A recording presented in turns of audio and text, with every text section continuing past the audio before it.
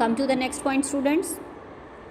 The president has veto power by which he can withhold or refuse to give assent to bill passed by the parliament. अब president के पास एक बहुत ज़्यादा important power होती है बेटा, जिसको हम बोलते हैं veto power.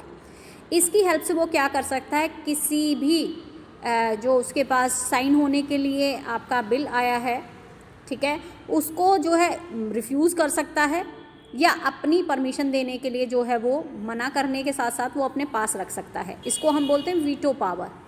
Every bill passed by the parliament goes to the president for his assent before it becomes a law.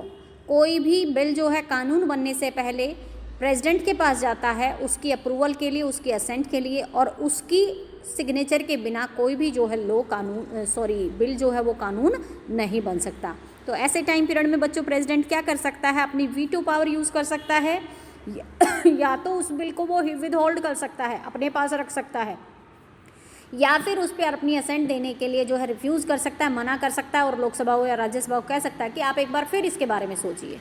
तो that is the main power which is practice by the president. ये एक main power है जिसको अभ्यास में जो है हमारे भारत का राष्ट्रपति लेकर आता है। Come to the next point students, here you can see the vice president is the ex officio chairman of Rajya Sabha and acts for the president when the office of the president falls vacant. अब देखिए, जो हमारा vice president होते हैं ना, वो x officio chairman होते हैं किसकी, राज्यसभा के। ये मैंने आपको बताया था कि ऑटोमेटिकली जो हमारा उपराष्ट्रपति होगा वो राज्यसभा का जो है वो चेयरमैन बन जाएगा। मीन्स जितनी भी वहाँ पर प्रोसीडिंग होगी उसका हेड जो है हमारा कौन करेंगे, उपराष्ट्रपति करेंगे राज्यसभा के। और इसमें देखिए, जब भी प्रेसिडेंट का सीट खाली होती है तो उस टाइम पीरियड में उस सीट के वैकेंट होते ही वहाँ पर जो हमारे वाइस प्रेसिडेंट है वो उस कार्यभार को संभालते हैं। नेक्स्ट देखो बच्चों, the council of minister is responsible collectively to the house of the people and it shall not exceed 15% of total number of members of the house of the people।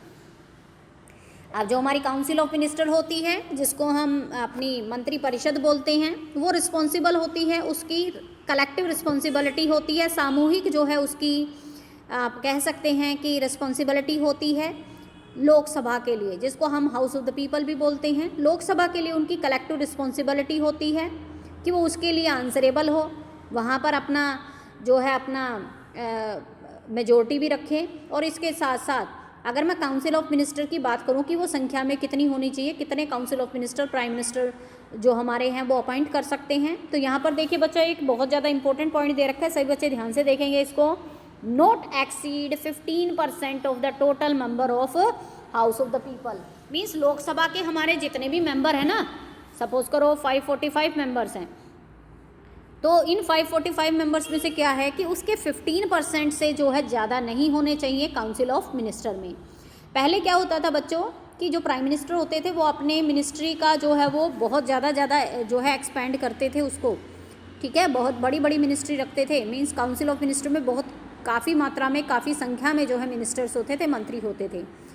इस चीज़ को दूर करने के लिए क्या किया गया है, हमारी कॉन्स्टिट्यूशन में एक अमेंडमेंट किया गया जिसके अकॉर्डिंग ये काउंसिल ऑफ मिनिस्टर की जो नंबर हैं, these are not exceed 15% of total number of member of the house of the people, कि हाउस ऑफ द पीपल के जितने भी मेंबर्स हैं उसमें आपके 15% से ज़्यादा जो हैं आपके मंत्री नहीं बन सकते, ऐसा कानून बनाया गया।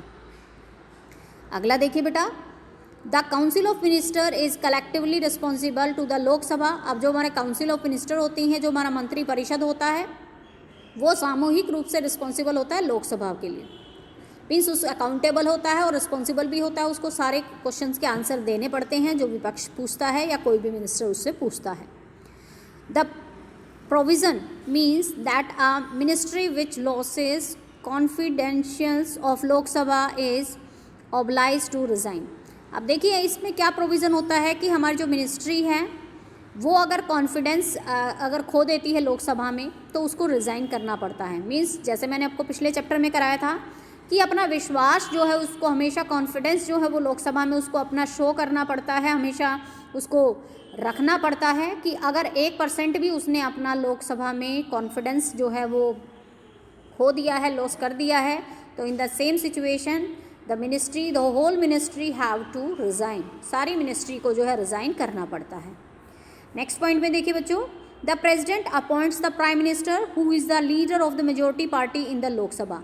अब जो हमारे जो प्रेसिडेंट होते हैं, जो राष्ट्रपति होते हैं, वो क्या करते हैं कि प्राइम मिनिस्टर को अपॉइंटमेंट देने का काम करते हैं, जो कि मेजोरिटी पार्टी से होता है, जिस पार्टी के पास बहुसंख्या में, या हम कह सकते हैं बहुमत हो सकता है, सबसे ज़्यादा सीटें जो जीत कर आई है, उसको जो है प्रेसिडेंट जो है ऑफर करता है, अपॉइंट करता है, कौन सा पद, कौन सी डेजिग्नेशन, प्राइम मिनिस्टर की डेजिग्नेशन, कि आइए लोकसभा के आप प्राइम मिनिस्टर बनिए। The prime minister act as a link between the council of minister on one hand and the president as well as the parliamentary to the other. अब जो ये prime minister होता है ना, तो वो तो बेटा एक लिंक का काम करता है। इस लिंक में क्या होता है कि वो एक कड़ी का काम करेगा, जिसके एक साइड प्रेसिडेंट होगा और एक साइड आपकी काउंसिल ऑफ मिनिस्टर होंगी।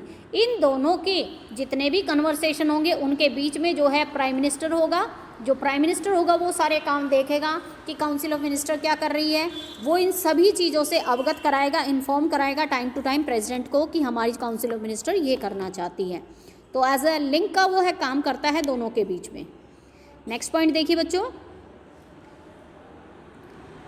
द एग्जीक्यूटिव दस include the prime minister, the minister, large administrative machinery. अब जो एग्जीक्यूटिव होते हैं उसमें कौन कौन इंक्लूड होते हैं, आपका प्राइम मिनिस्टर इंक्लूड होता है, उसके साथ साथ आपकी minister of large administration include होते हैं, और जो जितने भी आपके आईएएस ऑफिसर हैं, आईपीएस ऑफिसर हैं, वो सारे के सारे, मतलब एडमिनिस्ट्रेशन सिस्टम में जितने भी लोग इंक्लूड हैं वो आपके उसमें माने जाते हैं, एग्जीक्यूटिव में, कार्यपालिका में जो है सम्मिलित माने जाते हैं।